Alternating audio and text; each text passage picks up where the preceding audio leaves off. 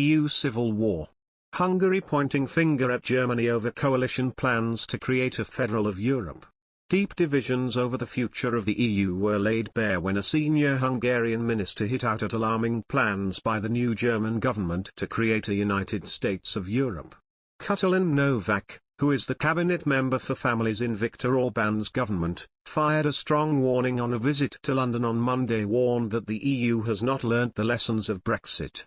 It comes after a left-winged coalition led by Olaf Scholz of the Social Democrats was put together in Germany to replace Angela Merkel's government with the stated foreign policy aim of pushing for a federal United States of Europe. The German coalition deal, Koalitionsvertrag, at times reads not like a weak compromise but more a pre-election party manifesto, and of a party I would vote for. The deal clearly gets the basics right, a self-image of a European Germany that is embedded in the historical peace and freedom project that is the European Union. Its goal, a sovereign EU as a stronger actor in a world shaped by uncertainty and competing political systems. Its role and responsibilities as a large member country, to go beyond the purely national, for the EU as a whole. This is quite a break from the recent past, where the reasoning was that what is good for Germany is good for Europe, and not much more. These new words matter, as is clear from the coalition's stance on rule of law. We want to effectively buttress the values as outlined in Article 2 of the Treaty on the European Union, it says. It calls on the Commission to use the existing rule of law mechanism more timely and consistently, and on the Council to follow through and further develop the whole range of rule of law instruments, up to the use of Article 7, which could suspend the voting rights of governments that violate EU values.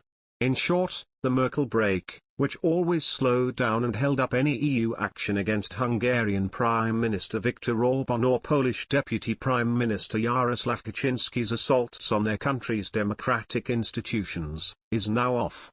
She said, the recent German elections and their outcome and what we see so far, and we see the coalition program which I have read through. We see it tackles European values-based issues as well, and the new German government wants to impose its mindset, its picture, its cultural ideas on the other European nations, which I don't think is fair and I don't think is the right thing to do. We should oppose it. It cannot happen.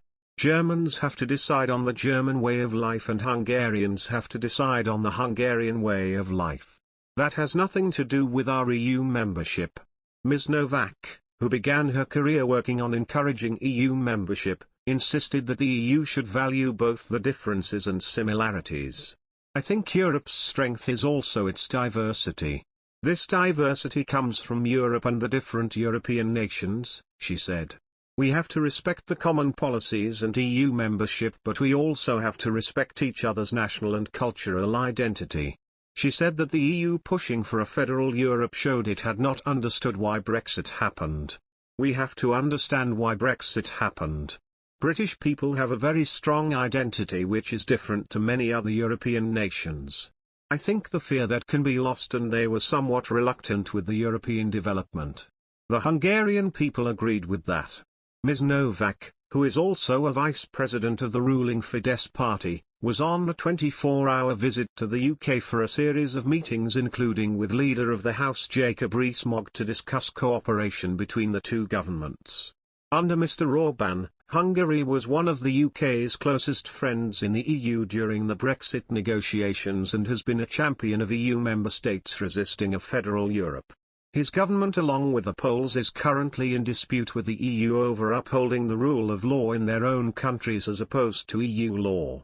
Ms. Novak suggested that the European Commission has taken on extra powers beyond its remit. Are the EU institutions ready to respect the rules of the EU? If they don't respect them, then anything can happen. The European Commission is playing a political role which is not its task. The commissioners make political statements without base. It is about threatening and blackmailing, which I don't think should be about the European Commission. Ms. Novak said there is a lot at stake in the election in April, not least that the leading opposition coalition party, the Social Democrats, backing a United States of Europe. That is crystal clear, she said. They will fight for a federal EU system.